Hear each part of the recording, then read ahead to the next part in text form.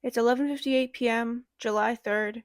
I'm of questionable sobriety, and I am kind of too tired to make a video, but that's showbiz, baby. These are questionable conditions to be making a book video, but book YouTube and book TikTok is like really oversaturated, or there's just a lot of videos in it right now, and I wanted to make mine a little bit different, so cute and quirky. So I had already participated in, oh geez, what does TikTok even al- what does YouTube even allow me to say? I'm toasted, if you will. If you have any concerns about that, one, I live in Vermont, which is not just a legal state, but we probably smoke twice as much as every other state combined. Two, I'm 22 years old. I know everyone thinks I'm like 12, but I'm not. And because it's July, I wanted to review all of the books I've read so far this year since it's been half a year, which is a lot more books than I have in previous years because I wanted to be more dedicated. So I really put a lot of attempt in to read because I wanted to clear my brain of cobwebs. Did it work? I don't know because I read ACOTAR and I'm pretty sure that put more cobwebs in than there already were. I'm going to share what I rated them on Goodreads as well.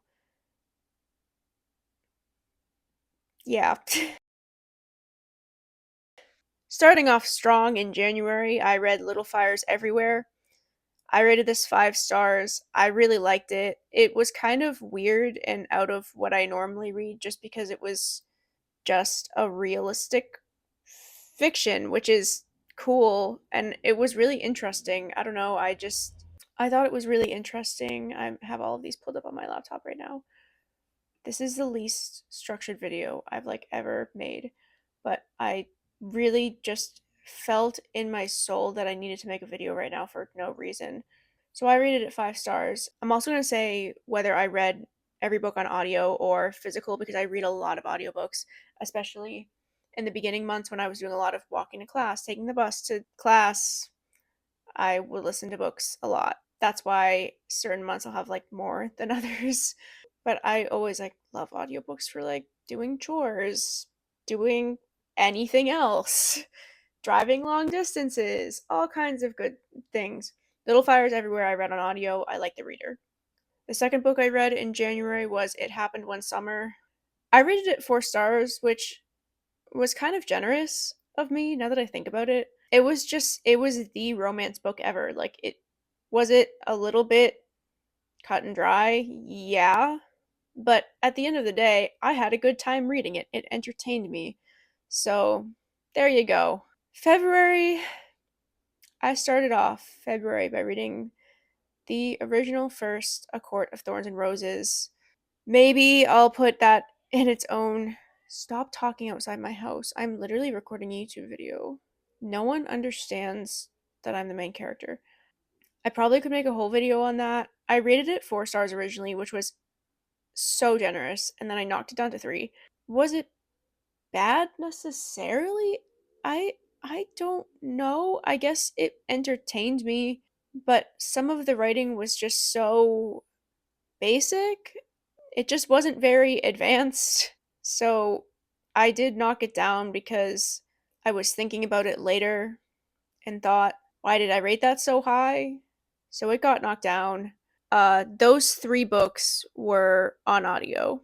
I followed ACOTAR by reading Unbroken, which was crazy because this is easily one of the most influential, most important, most life changing books I've ever read, which is just the biggest contrast.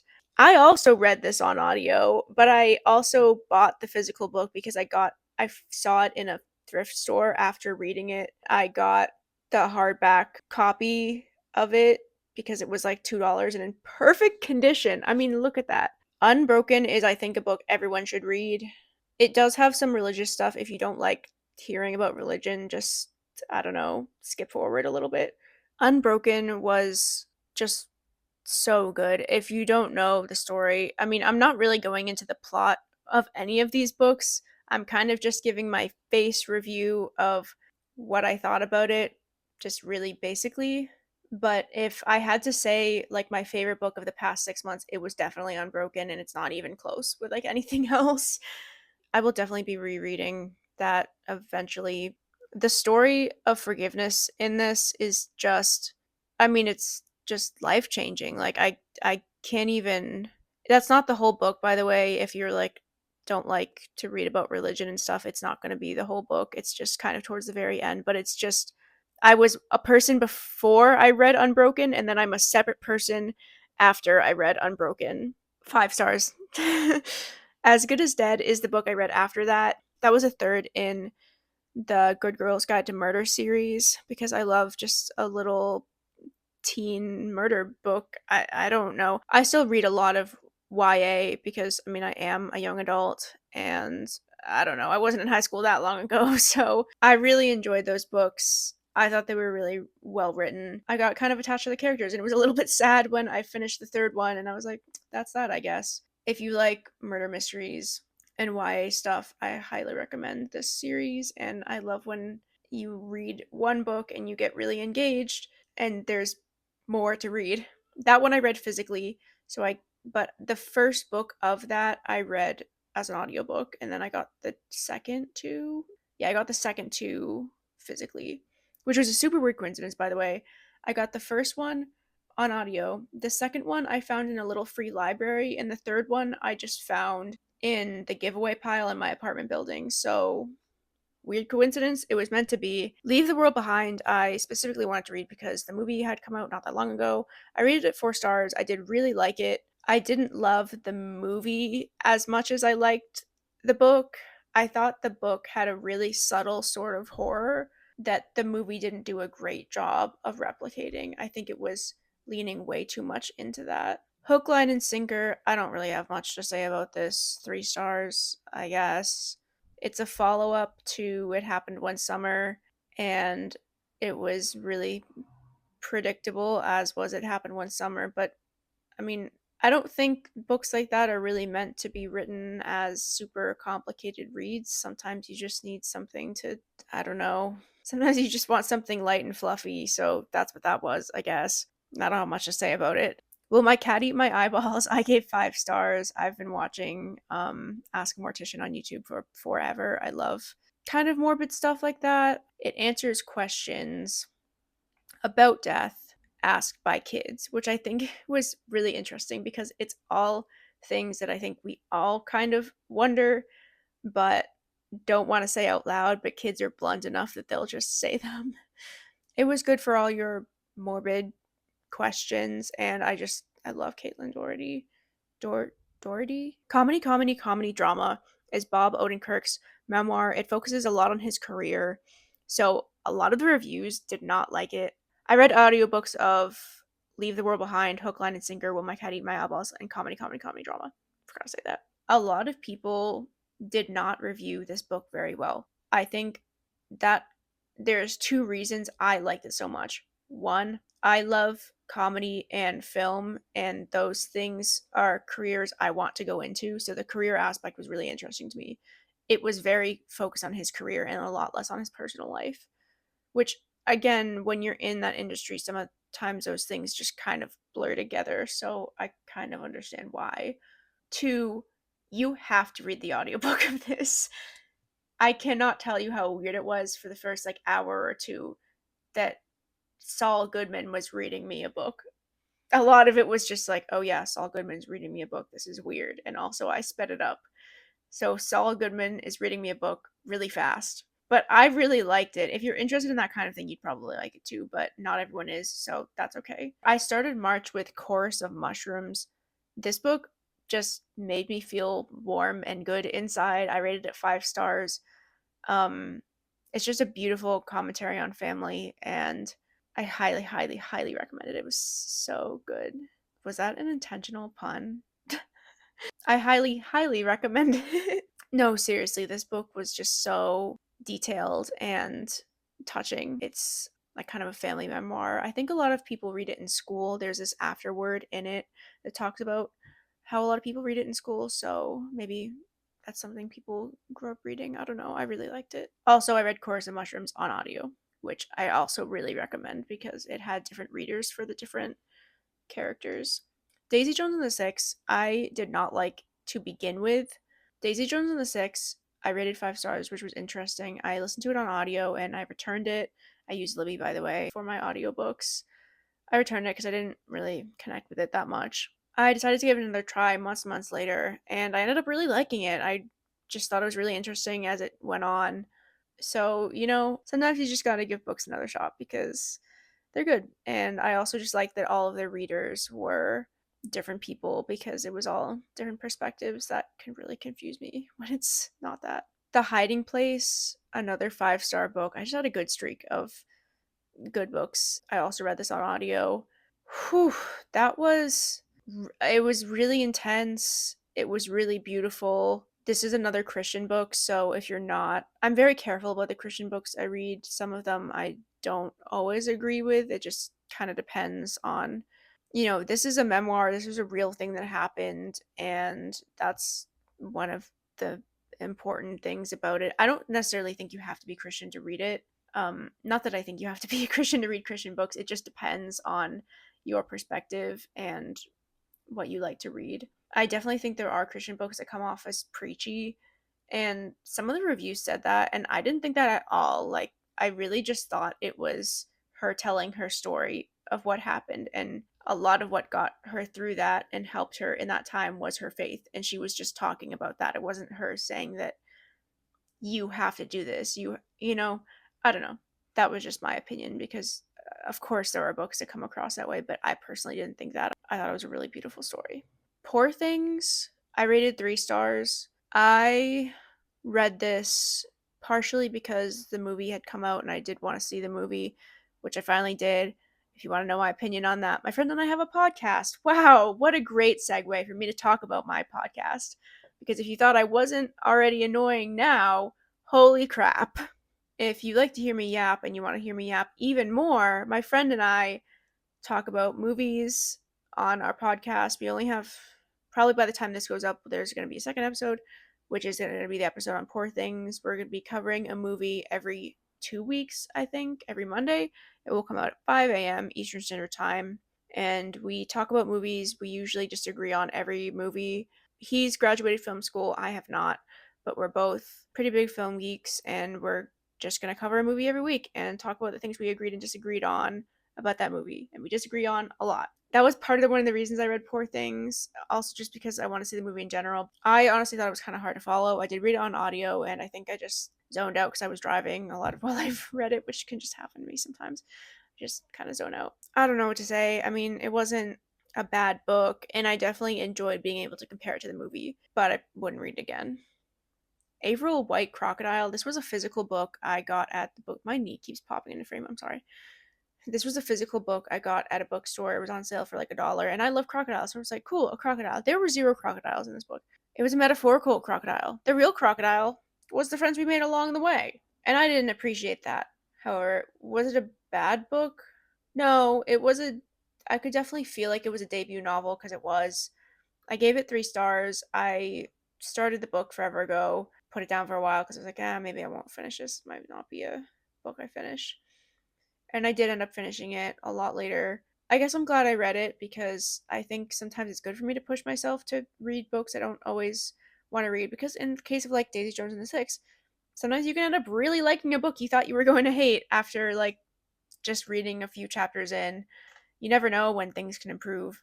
Although I do have a book that I read like 40% of recently. I don't know. We'll see if I ever come back to that.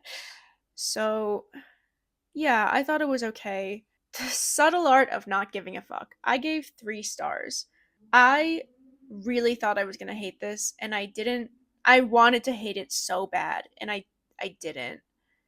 I couldn't give it like 4 or 5 stars, but it made some good points.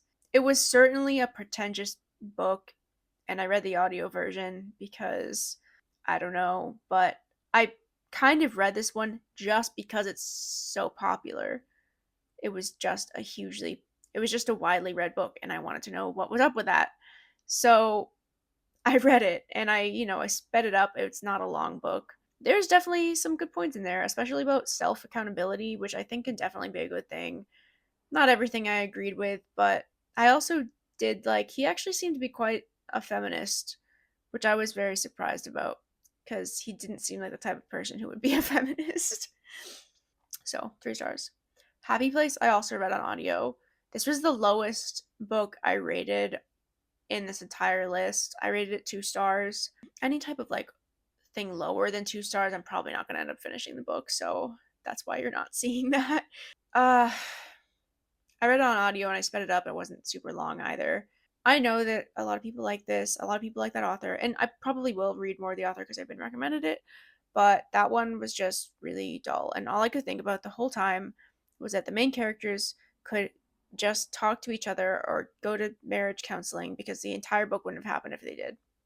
That's all I have to say about that. May, The Case for Heaven. This is like an actual religious book, so I don't know.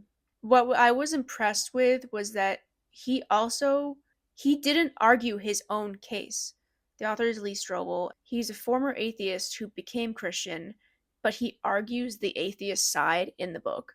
So he has another person who is like an expert on the case that he's trying to present, and he has them argue for the case while he argues against it, which is super interesting. I don't know, I really like that presentation. So it doesn't come across as, super preachy or anything.